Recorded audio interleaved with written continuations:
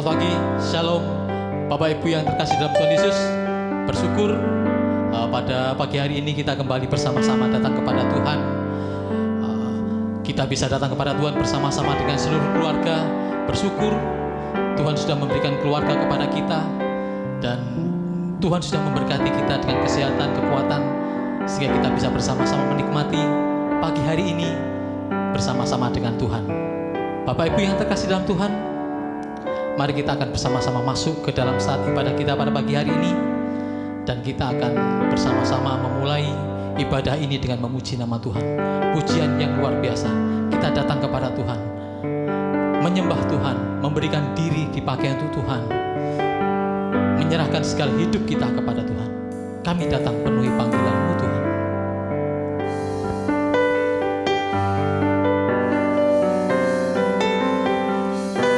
Tuhan, kami bisa bersama-sama dengan keluarga kami datang kepada-Mu, bersyukur untuk kasih-Mu.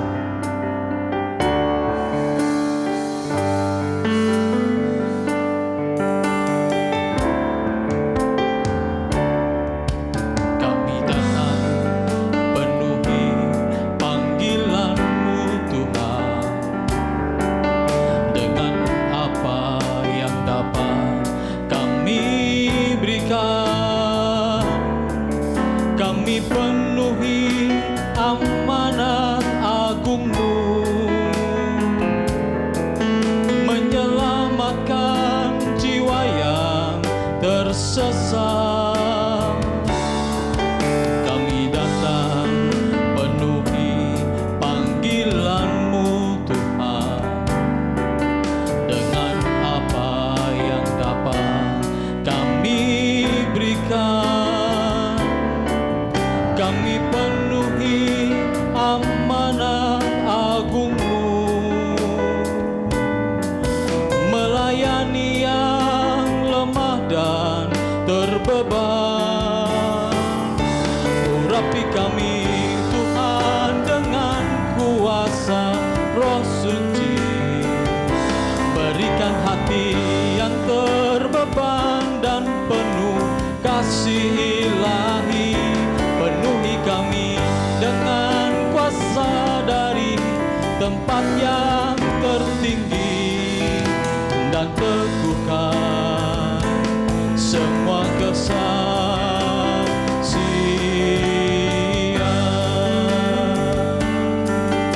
Kami penuhi panggilan-Mu Tuhan. Kami datang penuhi panggilan-Mu Tuhan, dengan apa yang dapat kami berikan. Kami penuhi amanat agung-Mu, menyelamatkan jiwa yang tersesat. Kami datang penuhi panggilan-Mu Tuhan, dengan apa yang dapat kami berikan. Kami penuhi amanat agung-Mu, melayani yang lemah dan terbeban. Urapi kami Tuhan dengan kuasa Roh Suci, berikan hati yang terbeban dan penuh kasih ilahi. Penuhi kami dengan kuasa dari tempat yang tertinggi, dan teguhkan semua kesaksian.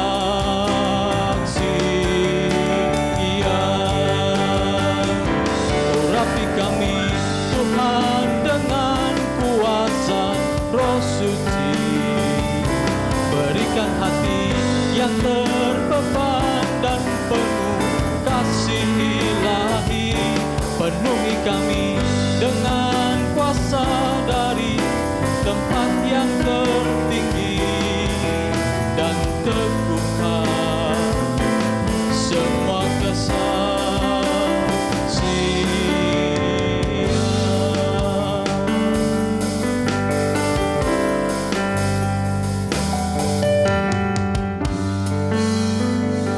berdoa bersama-sama kepada Tuhan.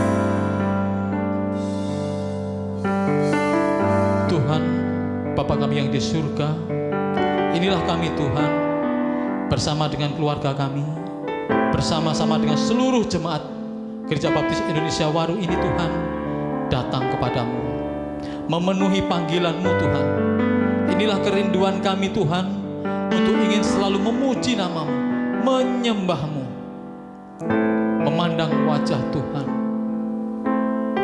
Terima kasih ya Tuhan, untuk kesehatan, untuk berkat-berkat, penyertaan, dan kasih setia Tuhan, yang Tuhan terus curahkan di dalam kehidupan kami. Terima kasih ya Tuhan, untuk keluarga yang Tuhan sudah anugerahkan kepada kami. Untuk keluarga di Gereja Baptis Indonesia Waru ini Tuhan, di mana Tuhan sudah mempersatukan kami. Biarkanlah terus Tuhan kami saling mengasihi. Biarkanlah terus Tuhan kami saling memperhatikan satu dengan yang lain. Kiranya kasih Tuhan Yesus Kristus terus nyata di dalam kehidupan kami. Terima kasih ya Tuhan. Kami undang kuasa Roh Kudus Tuhan hadir di tengah-tengah ibadah kami, menyertai kami, melingkupi kami. Terima kasih ya Tuhan. Inilah kami, dengan segala kelemahan kami datang kepada Tuhan. Terimalah Tuhan kami. Terima kasih ya Tuhan. Mohon ampun atas dosa dan kesalahan kami. Di dalam nama Tuhan Yesus Kristus kami berdoa. Amin. Bapak Ibu yang terkasih dalam Tuhan, kita bersyukur di rumah kita mempunyai ayah dan ibu, anak-anak, dan bersyukur juga di gereja ini kita juga memulai saudara-saudara seiman, di mana kita bisa saling memperhatikan, mengasihi satu dengan yang lain. Dan bersyukur juga di tempat ini kita bisa memanggil opa, oma, eyang. Kita bisa memanggil om, tante, dan anak-anak semuanya kita mengasihi mereka. Kita bisa saling memberi di antara satu dengan yang lain. Dan terlebih penting dari itu, ada hal yang perlu kita terus tanamkan di dalam kehidupan kita. Saat kita bisa mengingat mereka semua, keluarga besar kita, Gereja Baptis Indonesia Waru ini, di dalam doa-doa kita. Di tempat ini kita bersaudara. Di tempat ini kita menemukan kasih karunia Tuhan, yaitu Tuhan Yesus Kristus. Sebuah pujian yang luar biasa. Saya yakin Bapak Ibu Saudara dan adik-adik semuanya mengenal lagu ini. Dalam Yesus kita bersaudara. Kita akan memujikan pujian ini dengan sukacita, karena di tempat inilah, di Gereja Baptis Indonesia Waru inilah kita menemukan saudara. Dalam Yesus kita bersaudara.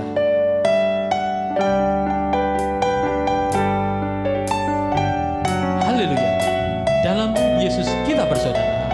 Kita akan memujikan dengan sukacita. Dalam Yesus kita bersaudara. Dalam Yesus kita bersaudara. Dalam Yesus kita bersaudara, sekarang dan selamanya. Dalam Yesus kita bersaudara. Dan sekali lagi, dalam Yesus kita bersaudara. Dalam Yesus kita bersaudara. Dalam Yesus kita bersaudara. Dalam Yesus kita bersaudara, sekarang dan selamanya. Dalam Yesus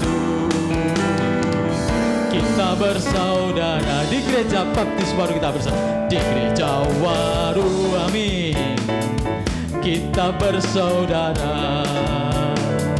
Di Gereja Waru kita bersaudara. Di Gereja Waru kita bersaudara, sekarang dan selamanya. Di Gereja Waru kita bersaudara. Dalam Yesus kita bersaudara. Dalam Yesus kita bersaudara. Dalam Yesus kita bersaudara. Dalam Yesus kita bersaudara, sekarang dan selamanya. Dalam Yesus kita bersaudara.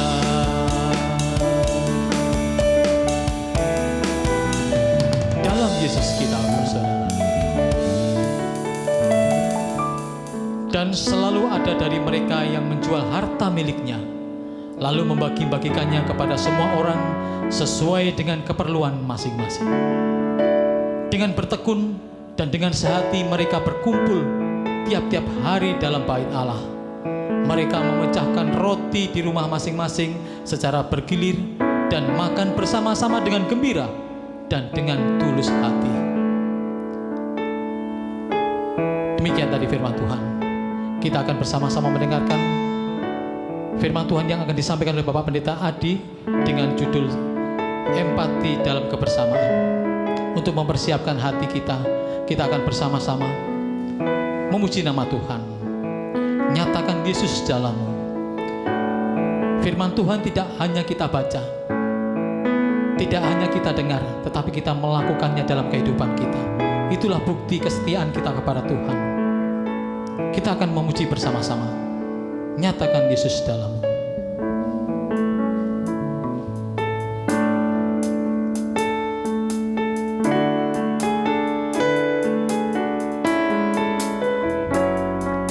Nyatakan Yesus di dunia yang penuh cemar antara sesamamu. Hiduplah saleh dan benar, nyatakan Yesus dalammu. Nyatakan Yesus dalammu. Nyatakan Yesus dalammu.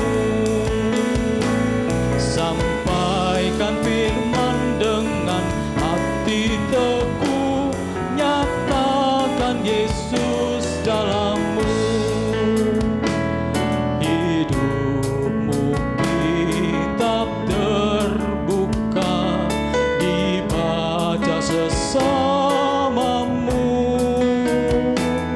Apakah tiap pembacanya melihat Yesus dalammu?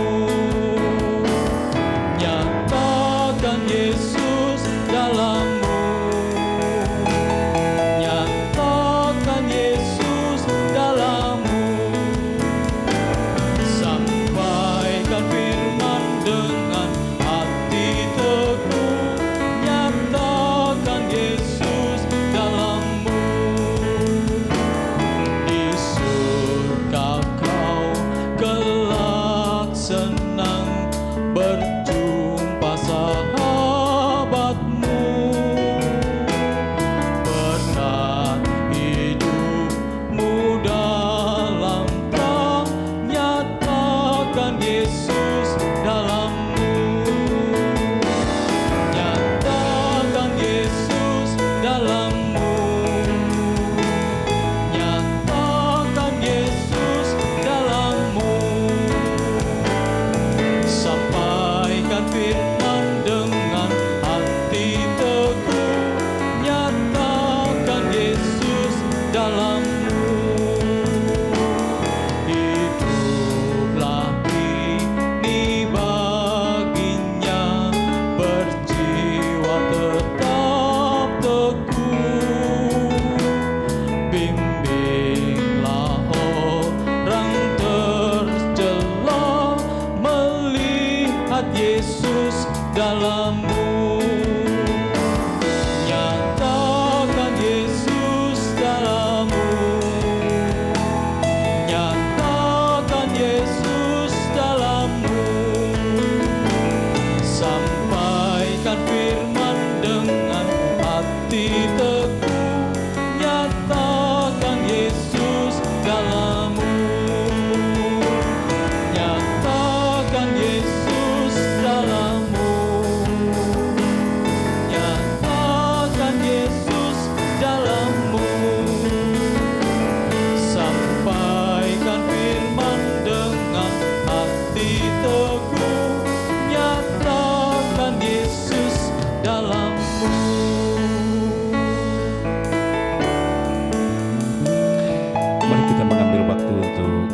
Sejenak kita berdoa.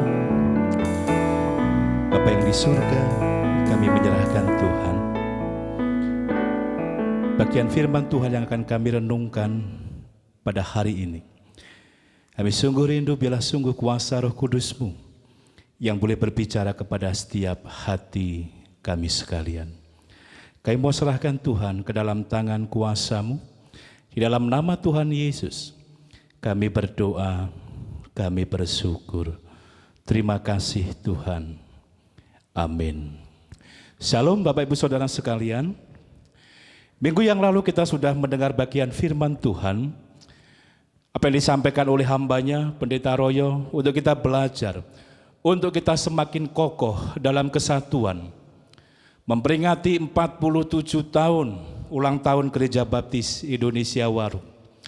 Dan hari ini kita masih belajar tema kita, kebersamaan sebagai pondasi pertumbuhan pelayanan.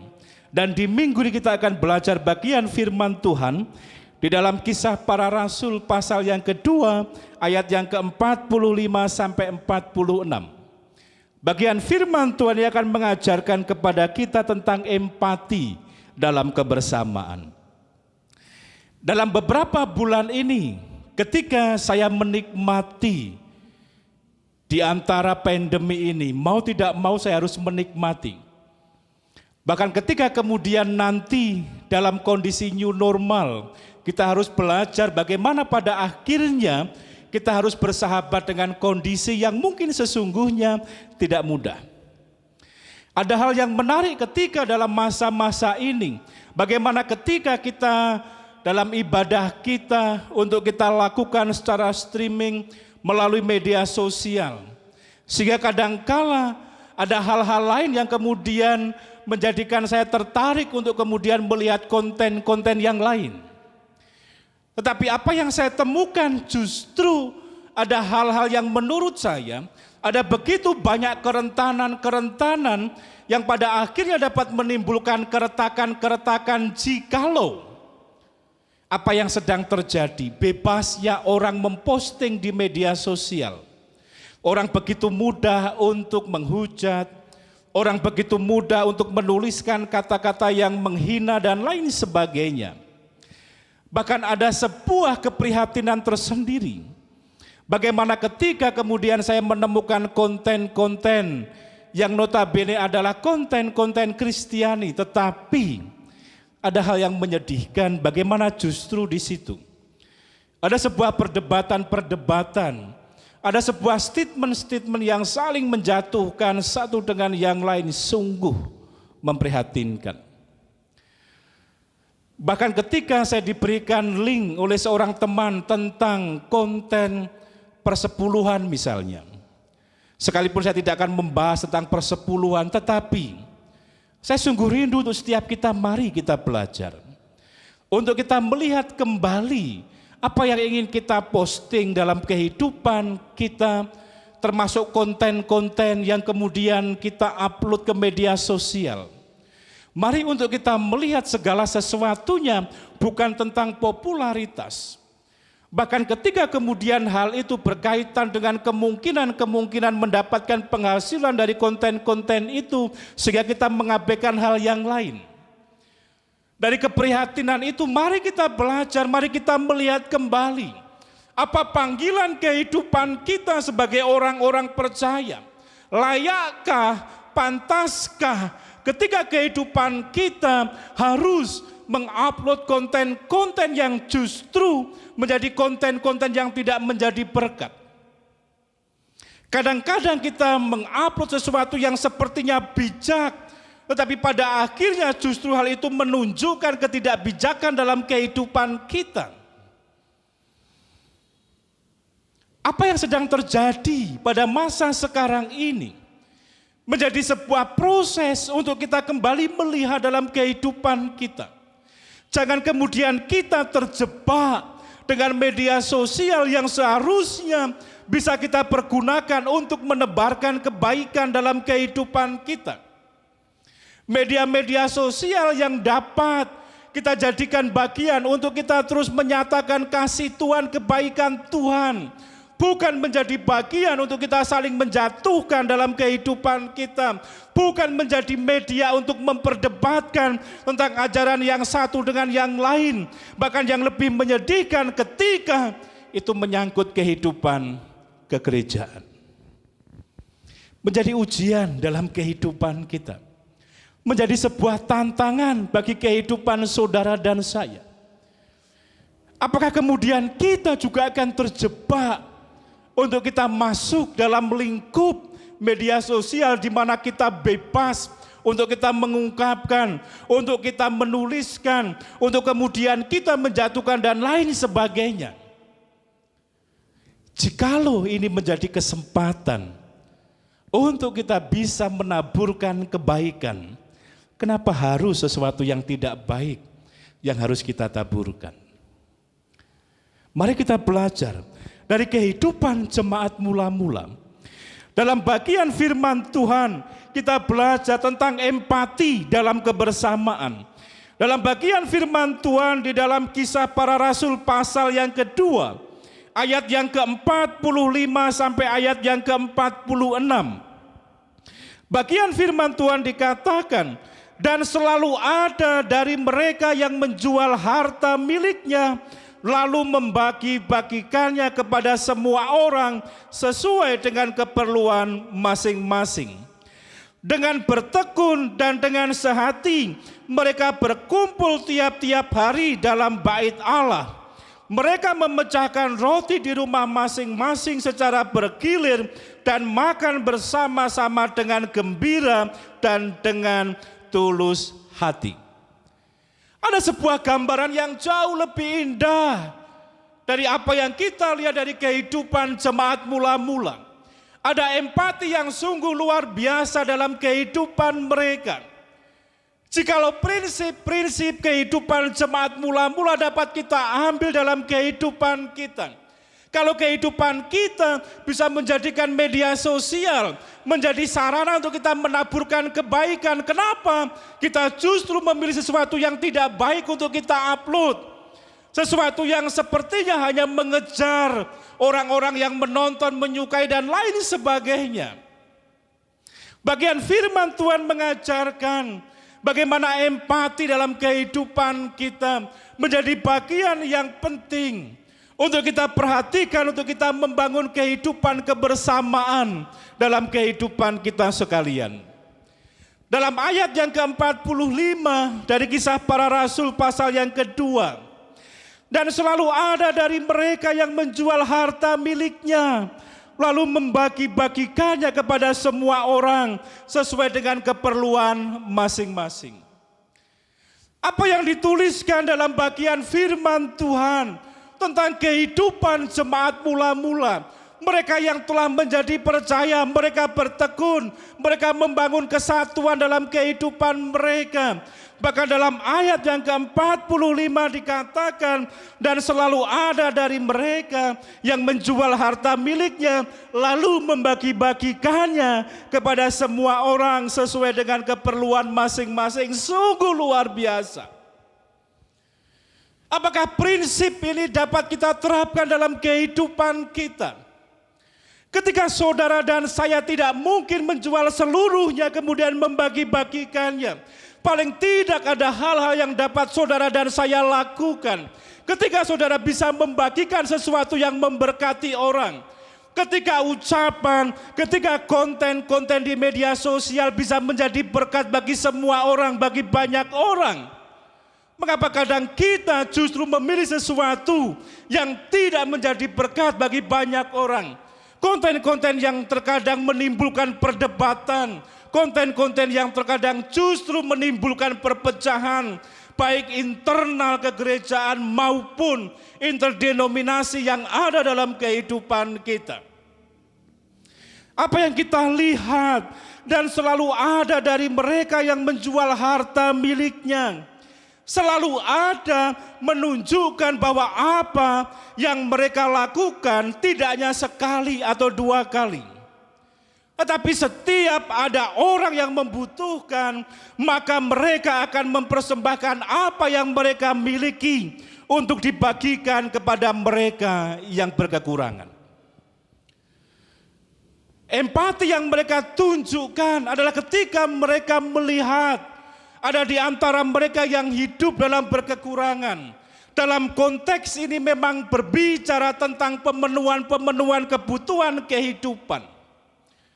Tapi ketika kita melihat dalam kehidupan kita sekarang ini, ada begitu banyak orang yang bukan hanya mengalami kelaparan secara jasmani, tapi begitu banyak orang yang juga mengalami kelaparan secara rohani. Kalau kita kembali melihat dalam bagian firman Tuhan, bagaimana ketika mereka, orang-orang yang telah menjadi percaya, ketika mereka dalam kehidupan kebersamaan mereka menunjukkan empati yang luar biasa di antara kehidupan mereka sekalian. Bukan dari kelebihan mereka memberi, bukan dari kelimpahan mereka berbagi. Apa yang mereka punya, mereka jual, dan hasil dari penjualan itu mereka bagikan kepada yang memerlukan. Jikalau kemudian kita melihat media sosial, konten-konten termasuk ketika kemudian memperdebatkan tentang persembahan persepuluhan. Terlalu kecil ketika kita membatasi pengabdian kehidupan kita kepada Tuhan hanya tentang persepuluhan. Terlalu kecil ketika kemudian kita mengabdikan hidup kita hanya berhitung tentang persepuluhan dalam kehidupan kita. Oleh karena itu ketika dalam kehidupan kita melihat konten-konten tertentu, mari kita kembali kepada bagian firman Tuhan. Untuk kehidupan kita kembali kepada apa yang diajarkan oleh Alkitab dalam kehidupan kita sekalian. Konsep pengabdian dalam kehidupan kita kepada Tuhan harus didasarkan kepada konsep pengabdian yang benar dalam kehidupan kita. Oleh karena itu Rasul Paulus di dalam Roma pasal yang ke-12 ayat yang pertama dikatakan, karena itu saudara-saudara, demi kemurahan Allah aku menasihatkan kamu supaya kamu mempersembahkan tubuhmu sebagai persembahan yang hidup, yang kudus dan yang berkenan kepada Allah. Itu adalah ibadahmu yang sejati. Konsep yang ingin dibangun oleh Rasul Paulus. Sekalipun dalam perjanjian baru Tuhan Yesus tidak pernah berbicara tentang persepuluhan, tapi Rasul Paulus ingin mengungkapkan, mengajarkan dalam kehidupan kita. Dalam perjanjian baru kita hidup di dalam masa anugerah Tuhan. Bagaimana saudara dan saya beroleh pengampunan dalam kehidupan kita oleh karena anugerah Tuhan Yesus Kristus. Oleh karena kematiannya, oleh karena penebusannya. Anugerah yang luar biasa ini yang kemudian Rasul Paulus ingin mengungkapkan. Karena itu persembahkanlah tubuhmu sebagai persembahan yang hidup, yang kudus, dan yang berkenan kepada Allah. Rasul Paulus ingin mengungkapkan bahwa ketika setiap orang telah mempersembahkan hidupnya kepada Tuhan, maka dia akan mempersembahkan apapun yang ada dalam kehidupannya untuk Tuhan. Kalau hanya berbicara tentang persembahan, kalau hanya berbicara tentang persepuluhan, orang bisa memberikan persembahan yang begitu besar, orang bisa memberikan persepuluhan yang begitu besar tanpa orang memberikan hidupnya. Orang bisa memberikan persepuluhan di gereja, tetapi di kantor dia tetap bisa melakukan korupsi dalam kehidupan mereka. Apa yang ingin dibangun oleh Rasul Paulus, ketika seseorang telah mempersembahkan hidupnya kepada Tuhan, maka dia akan memberikan apapun untuk Tuhan.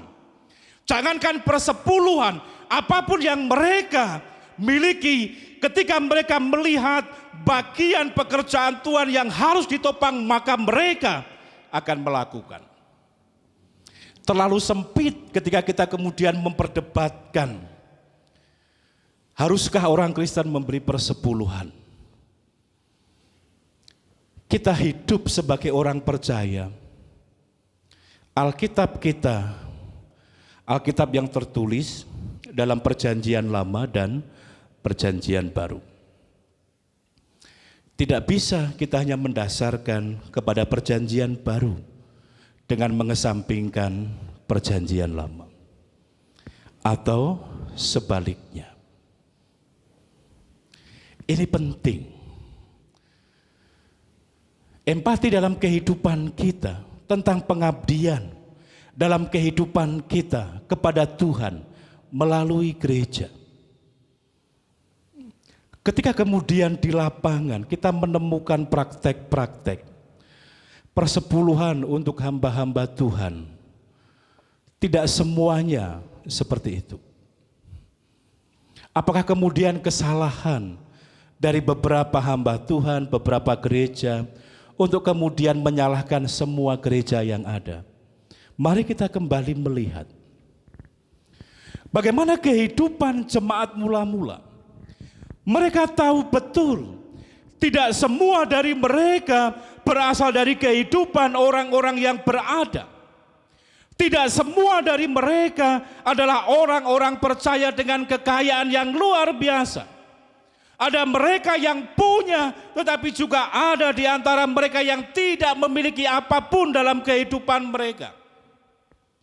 Oleh karena itu yang kita lihat yang sungguh luar biasa dari bagian firman Tuhan ayat yang ke-45 dari Kisah Para Rasul pasal yang kedua.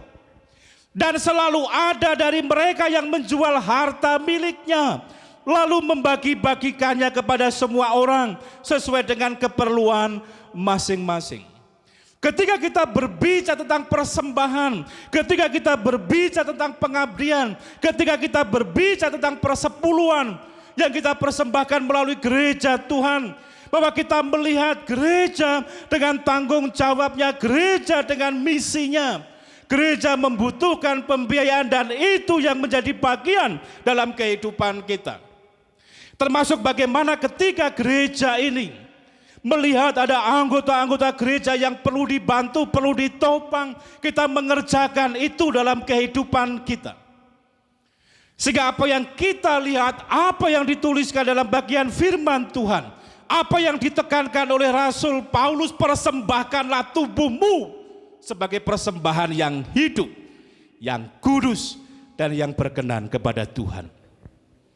Bahwa Rasul Paulus ingin supaya orang-orang yang telah menjadi percaya, mereka memiliki karakter Kristus dalam kehidupan mereka.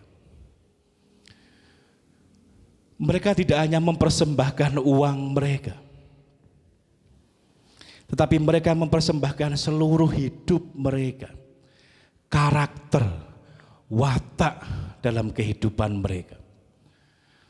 Kalau seseorang telah mempersembahkan tubuhnya kepada Tuhan, maka akan sangat mudah bagi seseorang untuk dia mempersembahkan hartanya, untuk dia mempersembahkan waktunya, untuk dia mempersembahkan pikirannya, untuk dia mempersembahkan sumbangsihnya bagi kemajuan pelayanan, bagi kegerejaan, bagi pertumbuhan pelayanan.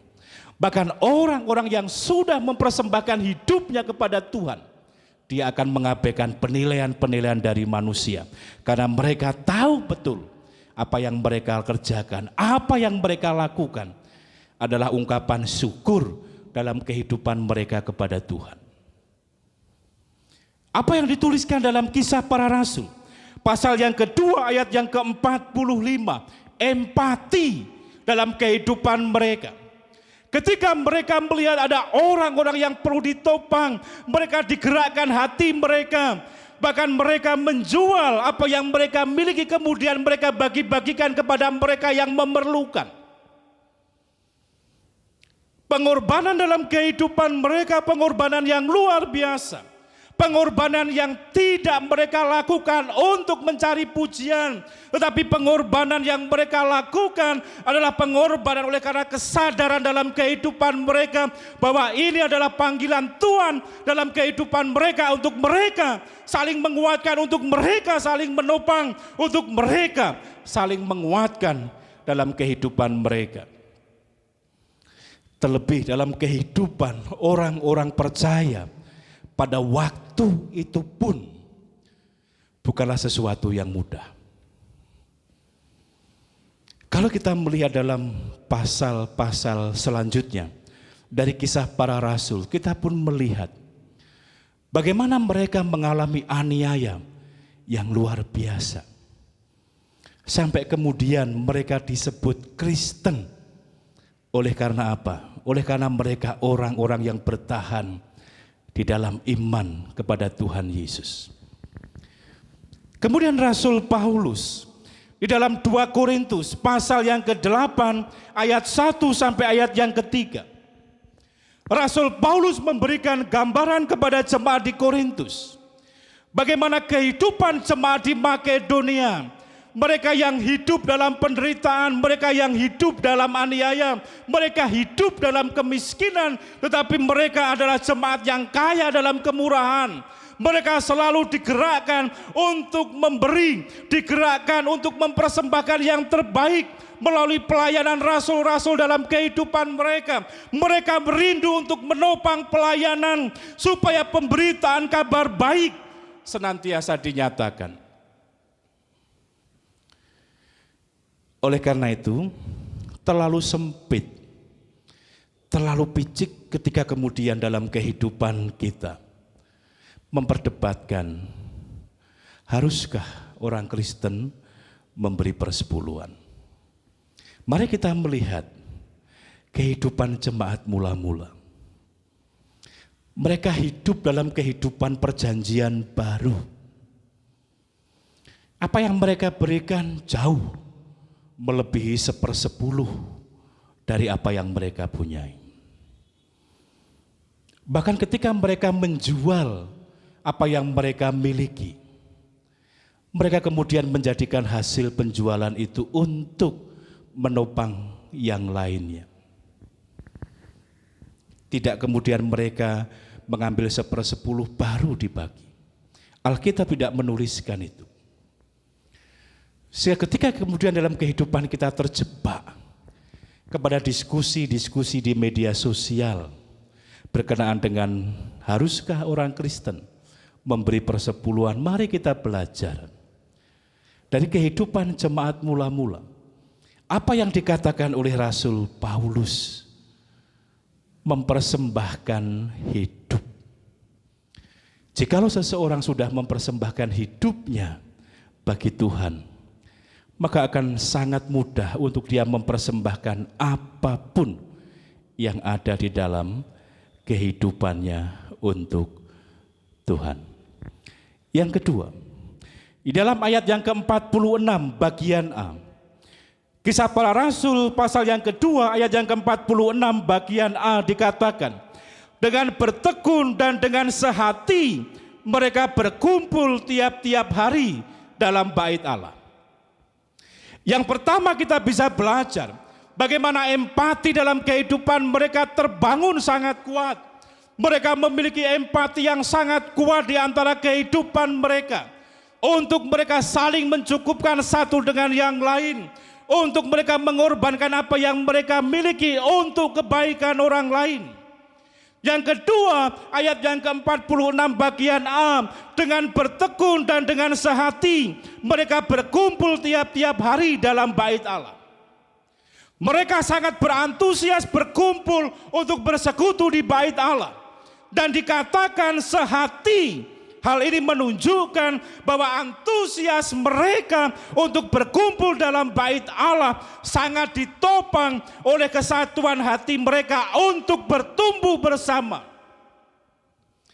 Bukankah sesuatu yang luar biasa yang kita lihat dari kehidupan jemaat mula-mula? Kesehatian, kesatuan, kebersamaan menjadi hal yang terus mereka bangun dalam kehidupan mereka.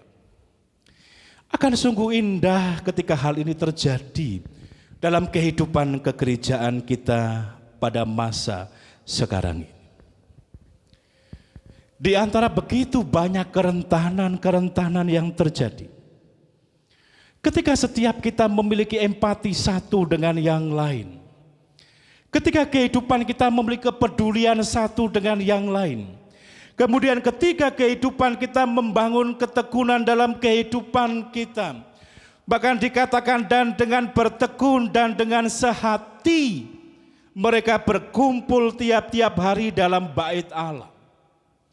Kesehatian ini menjadi hal yang sangat penting untuk kita perhatikan dalam kehidupan kita.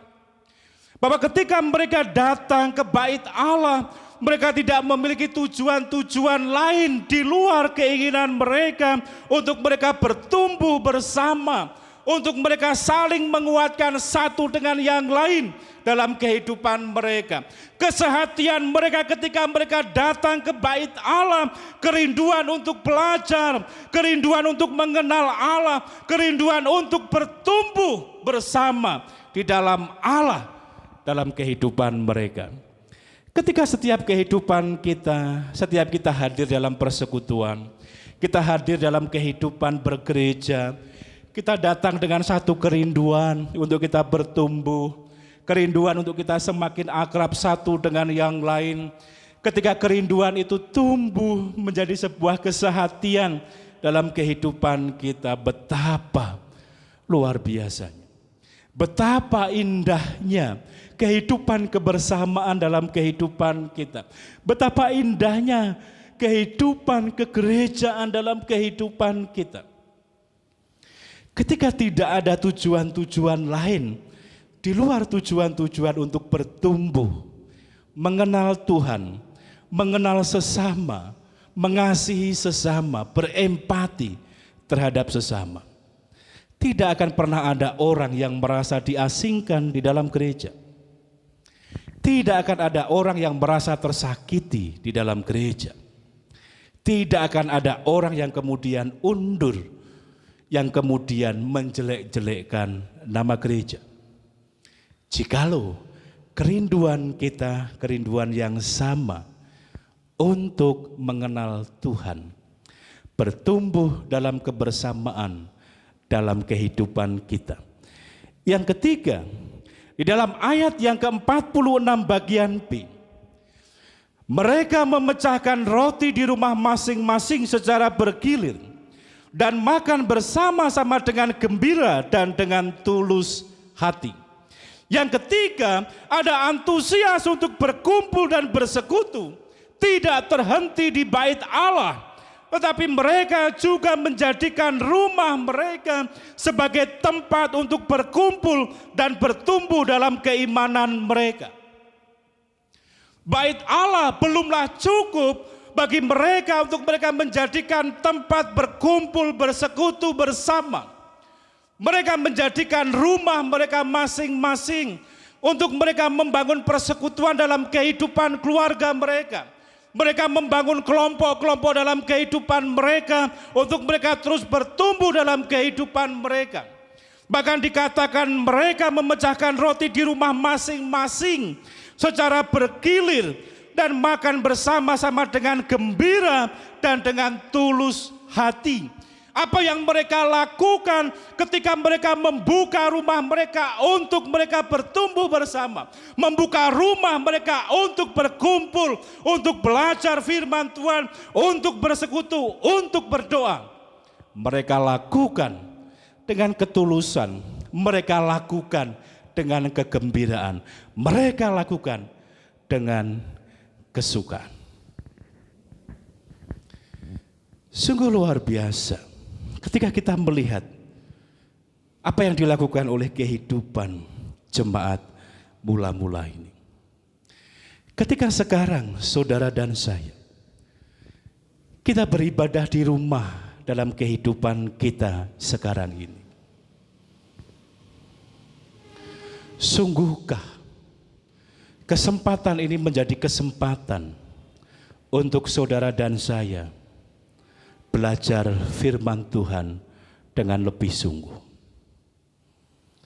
Apakah waktu yang ada ini sungguh-sungguh menjadi waktu yang indah bagi saudara dan saya, bagi keluarga saudara dan keluarga saya, untuk kita terus bertumbuh dalam pengenalan akan firman Tuhan dalam kehidupan keluarga kita? Apakah kita juga semakin dekat dengan keluarga kita? Apakah kita juga semakin akrab dengan keluarga kita? Apakah kita juga bertumbuh bersama dengan keluarga kita?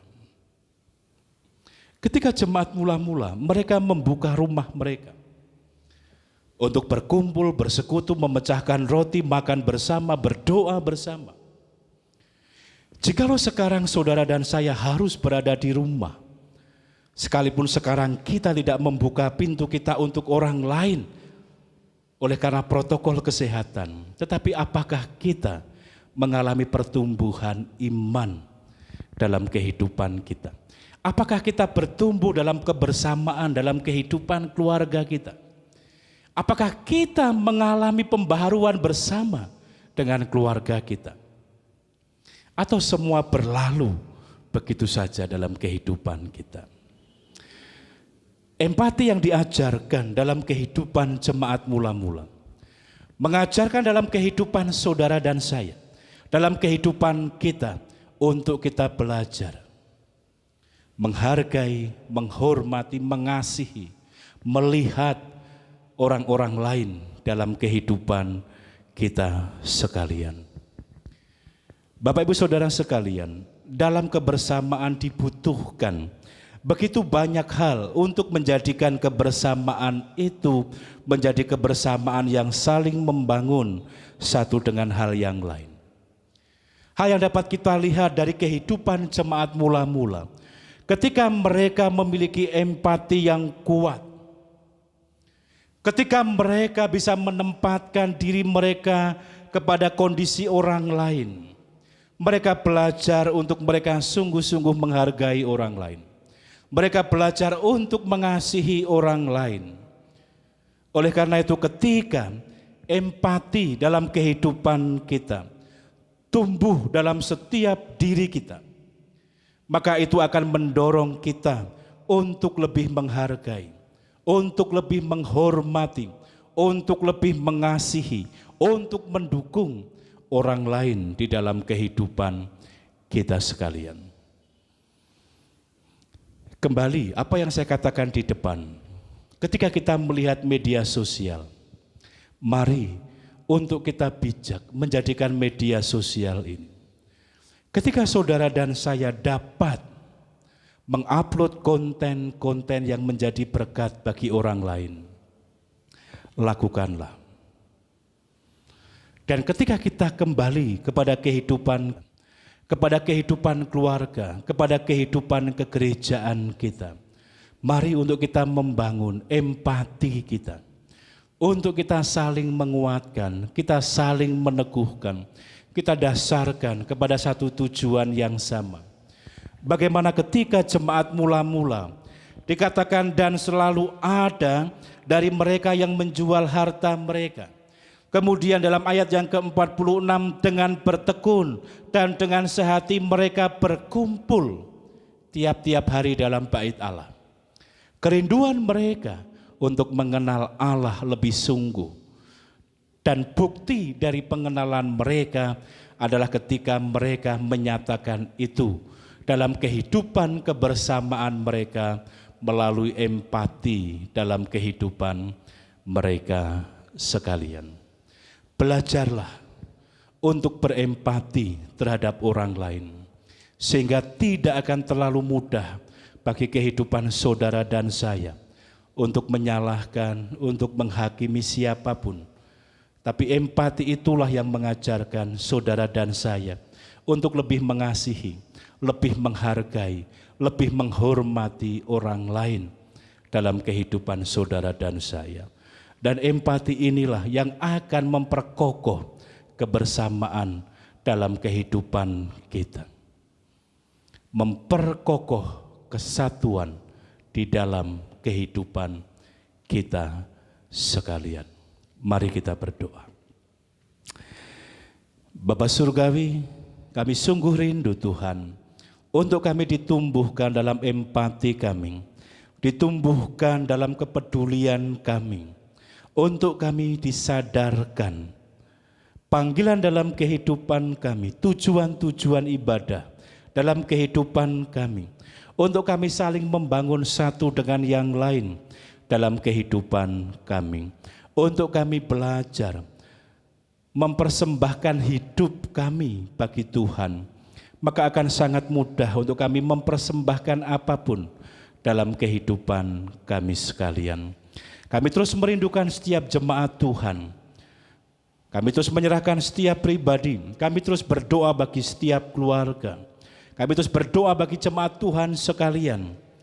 Di antara masa pandemi ini menjadi perenungan-perenungan dalam kehidupan kami, untuk kami terus belajar berempati, dikuatkan, diteguhkan, dibangun dalam empati kami sekalian. Sehingga kebersamaan dalam kehidupan kami sebagai gereja Tuhan semakin diteguhkan, semakin dikokohkan oleh karena Tuhan yang berkarya dalam kehidupan kami sekalian. Jemaat Tuhan, kasih karunia Tuhan Yesus Kristus dan kasih Allah dan persekutuan Roh Kudus memberkati kita sekalian. Damai sejahtera Allah, berkat Allah, kasih Allah nyata atas kehidupan saudara dan saya. Tumbuhkanlah empati, belajarlah berempati, maka saudara dan saya akan menemukan, akan belajar, akan dibangun dalam kehidupan kita untuk kita semakin menghargai, menghormati, mengasihi orang lain dalam kehidupan kita sekalian. Teruslah bertumbuh dalam empati yang dibangun dalam pengenalan akan Tuhan dalam kehidupan kita sekalian. Di dalam nama Tuhan Yesus Kristus kami berdoa, kami bersyukur. Terima kasih Tuhan. Amin.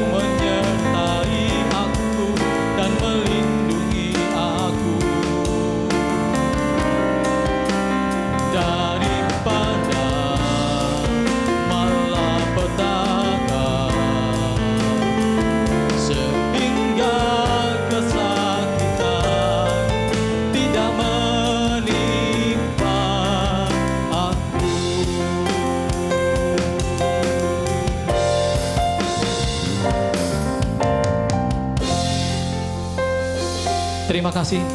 Selamat berhari Minggu. Tuhan terus memberikan kesehatan, berbahagia bersama-sama dengan seluruh keluarga. Tuhan Yesus memberkati.